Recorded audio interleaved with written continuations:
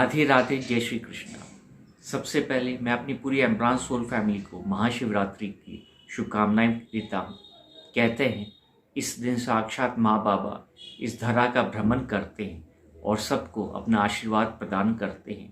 प्रार्थना करता हूँ उनसे कि वो हम सबको आशीष दे और हम सबको सही मार्गदर्शन दे ताकि हम अपने उद्देश्य को पूर्ण कर सकें। इस पावन दिन मैं आपसे एक कहानी शेयर करना चाहता हूँ। ये एक ऐसे बच्चे की कहानी है जो पहली बार इस धरा पे जन्म लेता है, जो आज तक जिसने जन्म नहीं लिया और वो पहली बार इस धरा पे आता है। लेकिन जब वो इस धरा पे आता है तो उसे बहुत संघर्ष करना पड़ता है।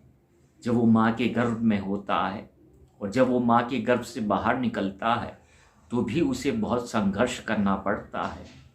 वो समझ नहीं पाता है कि ये उसके साथ क्यों हो रहा है, क्योंकि वो जान चुका था कि मैं तो पहली बार इस धरा पे आया हूँ, लेकिन फिर भी ऐसा क्यों हो रहा है। फिर भी ईश्वर की कृपा उस पर बनी रहती है और वो जन्म ले लेता है। जब जन्म लेता है तो जो उसके परिवार है वो बहुत प्रेम करते हैं उससे और उसका जो बचपन है ऐसे ही बीतता है। लेकिन थोड़ा थोड़ा जब वो बड़े होने लग जाता है, 3-4 साल का होता है, तो उसे ये जो दुनिया है वो समझ में नहीं आती। उसे ये जो दुनियादारी है वो समझ में नहीं आती और उसे ये महसूस होने लग जाता है कि वो कहाँ आ गया। वो रोज़ अपने घर से बाहर निकलता था खेलने के लिए, लेकिन जब वो बाहर जाता था तो उसे एक कीचड़ दिखाई देता था और उस कीचड़ में सब लोग खेल रहे होते हैं। उन सबको वो मना करता था कि तुम यहाँ मत खेला करो, तुम मेरे साथ आओ, पार्क में मेरे साथ खेलो। लेकिन सब ने कहा कि हम तो यहीं खेलेंगे और देख लेना एक दिन तुम भी इसी कीचड़ में आओगे, क्योंकि तुम्हारे साथ पार्क में खेलने के लिए कोई नहीं जाएगा। वो अकेला उस पार्क में जाता था, बैठता था, पेड़ों के साथ बात करता था, खेलता था, लेकिन वो हमेशा अकेला रहा। धीरे धीरे वो बड़ा होने लगा और उसे ऐसा महसूस होने लगा कि उसे कोई ना कोई तो सखा चाहिए, लेकिन उसके पास कोई सखा नहीं था। सिर्फ उसके पास यादें थी, यादें जो वो अपने अंदर संजोए बैठा था। जब और बड़ा हुआ तो उसे महसूस होने लगा कि शायद ये जो पार्क है वो मेरी जगह नहीं है, क्योंकि पूरा संसार इसी कीचड़ में खेल रहा है, तो शायद ये कीचड़ ही मेरी जगह है। लेकिन वो अभी भी समझ नहीं पा रहा था। वो वैसे ही डेली निकलता था अपने घर से, उस पार्क तक जाता था, रास्ते में वो कीचड़ आता था जिसमें सब लोग खेल रहे हैं। एक दिन वो मौन होकर खड़ा हो गया और सबने कहा, कब तक अकेले रहोगे? यही तुम्हारा स्थान है, ये जो कीचड़ है यही तुम्हारा स्थान है, तुम्हें यहाँ ही आना पड़ेगा, नहीं तो जिंदगी भर अकेले ही रहोगे। उसने ईश्वर से बहुत प्रार्थना की, लेकिन ईश्वर ने कोई जवाब नहीं दिया उसे।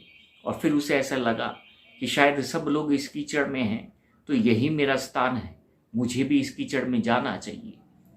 तो जब हार थक कर वो उस कीचड़ में गया तो सब लोग जो उस कीचड़ में थे उस पर हंसने लगे। उसने पूछा, आप हंस क्यों रहे हो? तो बोला, देखो तुम हमारे जाल में फंस गए, तुम बहुत स्वच्छ थे, तुम बहुत स्वच्छ थे, इसलिए हम तुम्हें उस तरह देख नहीं पा रहे थे। अब देखो तुम भी मेरी तरह गंदे हो गए, हमारी तरह गंदे हो गए।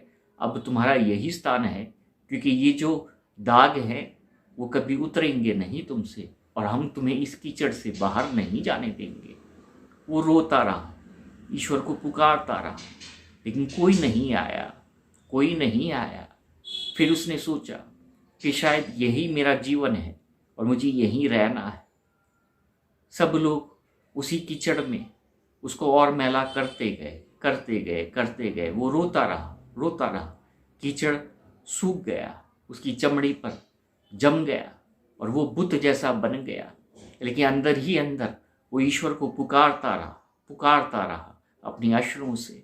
एक दिन ईश्वर छोटे बच्चे के रूप में उसके सामने से गुजरते हैं। सब लोग मौन हो जाते हैं, लेकिन वो मन ही मन उसको बोलता है कि मुझे तुम यहाँ से निकालो। ईश्वर छोटे बच्चे के रूप में उससे कहते हैं, मैंने तुम में वो शक्ति दी है कि तुम इस कीचड़ से अपने आप से बाहर निकल सकते हो। वो कहता मैं नहीं निकल पा रहा हूँ, अब तो आप ही को निकालना पड़ेगा, अपना हाथ दे दो मुझे, वो कहता है। लेकिन वो ईश्वर कहते हैं नहीं, मैं तुम्हें हाथ नहीं दूंगा, तुम्हें अपने आप से ही निकलना है। एक बार अपने आप को उस अस्तित्व से जोड़ो जिस अस्तित्व के साथ तुम यहाँ पर आए थे, और वो शक्ति अपने आप से तुम्हें प्रदान की कर दी जाएगी, और फिर देखना तुम एक पल में इस कीचड़ से बाहर आ जाओगे।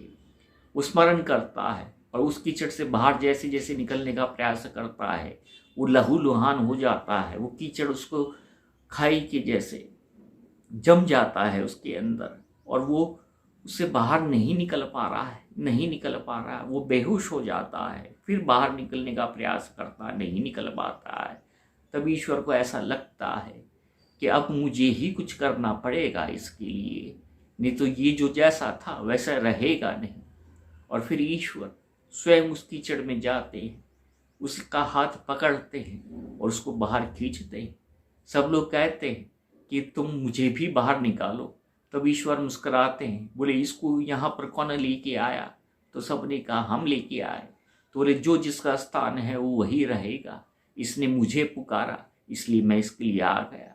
फिर ईश्वर उसका हाथ पकड़ता है एक छोटे बच्चे के रूप में, और उसे एक झरने के पास लेके जाता है और कहता है यहाँ पर तुम स्नान करो।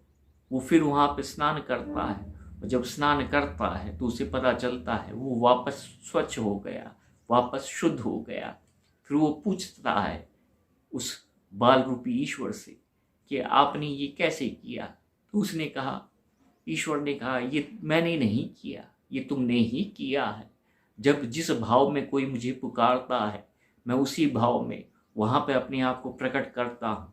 और आज अंतर मन से तुमने मुझे बार बार पुकारा, लेकिन मैं ये देख रहा था जो शक्ति मैंने तुम्हें दे रखी है, आज वो शक्ति भी तुम्हें उससे बाहर नहीं निकाल पा रही है, इसलिए मैं तुम्हारे लिए आ गया। तुम्हारा स्थान कीचड़ नहीं है, तुम्हारा स्थान ये गंगा जल है जिसके तुम अधिकारी हो। क्योंकि मैं कौन हूँ आज तक मुझे कोई जान नहीं पाया, इसलिए मैं इस बच्चे के रूप में आया, ताकि एक बच्चा ही एक बच्चे को समझ सकता है। तुमने हमेशा चाहा कि तुम्हारे साथ कोई सखा रहे, लेकिन ये दुनिया सखा तुम्हारे लिए, ये दुनिया सखा कभी भी तुम्हारे लिए नहीं बन सकती, इसलिए मैं स्वयं तुम्हारे लिए सखा बन के आया हूँ। आज से जो हमारा स्थान है वो वही पार्क है, वही गार्डन है जहाँ पर हम खेलते, तुम अकेले खेलते थे लेकिन मैं तुम्हें देखता था, लेकिन अब तुम अकेले नहीं खेलोगे, मैं तुम्हारे साथ खेलूँगा। और वो उसका हाथ पकड़ते हैं और दोनों उस गार्डन में जाते हैं और वहाँ पर खेलने लग जाते हैं। ये जो कहानी है ये कहानी नहीं है, ये हर एक उस इंसान की व्यथा है जो अपने अंदर बहुत शुद्धता रखता है, सत्यता रखता है, लेकिन ये जो भीड़ है उसे स्वच्छ होने नहीं देते।